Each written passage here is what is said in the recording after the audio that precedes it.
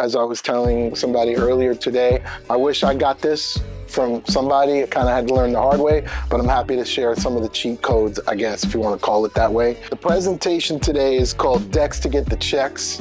I stole that from Salehi. I actually came up with it independently, but I guess Salehi Benbury has also kind of talked about that, so I'll give him his flowers.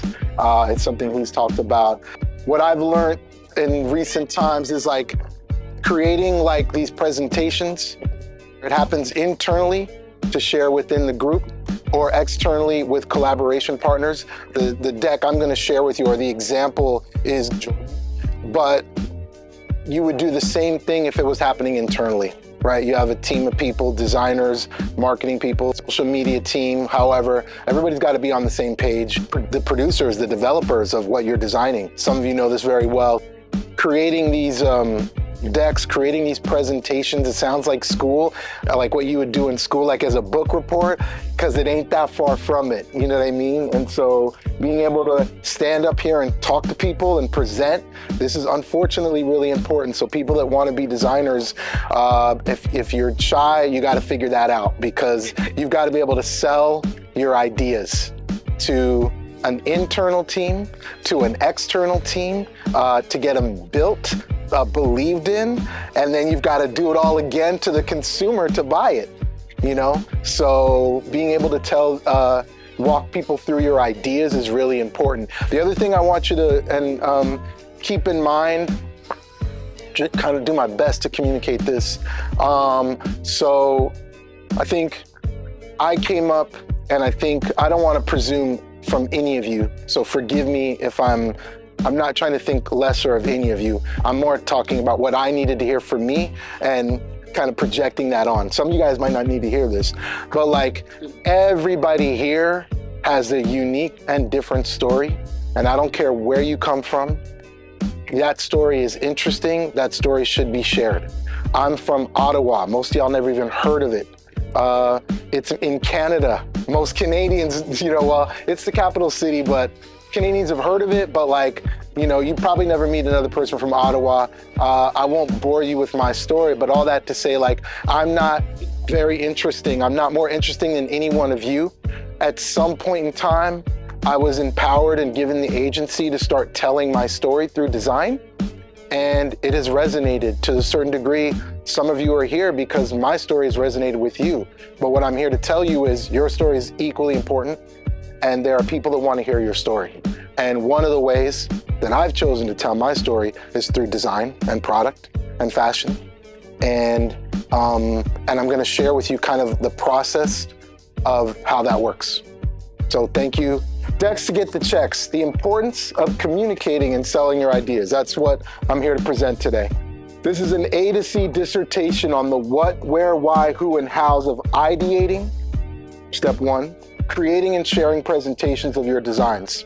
Starting with how to build a narrative around an idea and sell these ideas in a presentation to prospective collaborators. And again, although I'm talking about collaborators a lot, keep in mind, this could be internal. This could be to a co-designer. This could be to someone you're working with. It doesn't have, this one's with Jordan and Nike, because I'm blessed and highly favored. What can I say?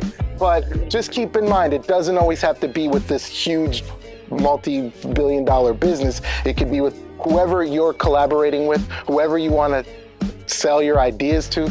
Could be your brother, your mother, your wife. It don't matter. How do you communicate these ideas that are inside with these creative ideas that you have?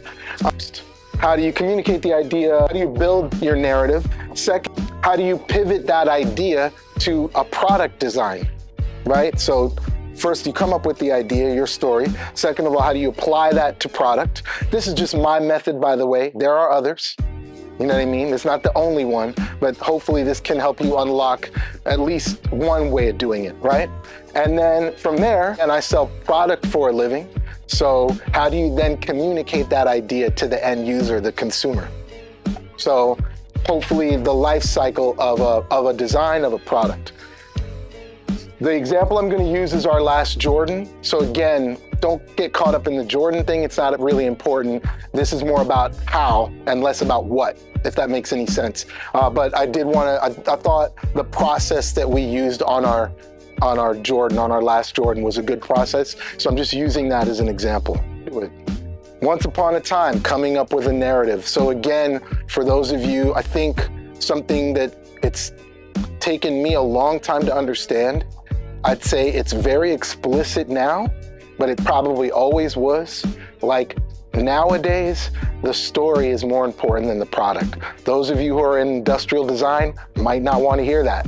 But if you think about the products that you guys are investing into, I bet you if you really think about it, like it's not the best product. It's not the most utilitarian thing. You're buying into the story, right? We're wearing Nikes. I don't know that Nike makes the best, most comfortable shoe on the planet, but the story and the lifestyle that they're, have created or are a part of, that's what we're buying into. With all due respect, I don't know that I would say, and I mean this with the utmost respect, like I don't think Virgil Abloh is the best designer on earth, but he's one of the best storytellers. And so when you're buying you're wearing an off-white t-shirt, sweatshirt, pair of shoes, jeans, it's probably not the best jeans ever, but you like the story that he wove with his brand and you want to buy into that and participate in that. And so storytelling is really big.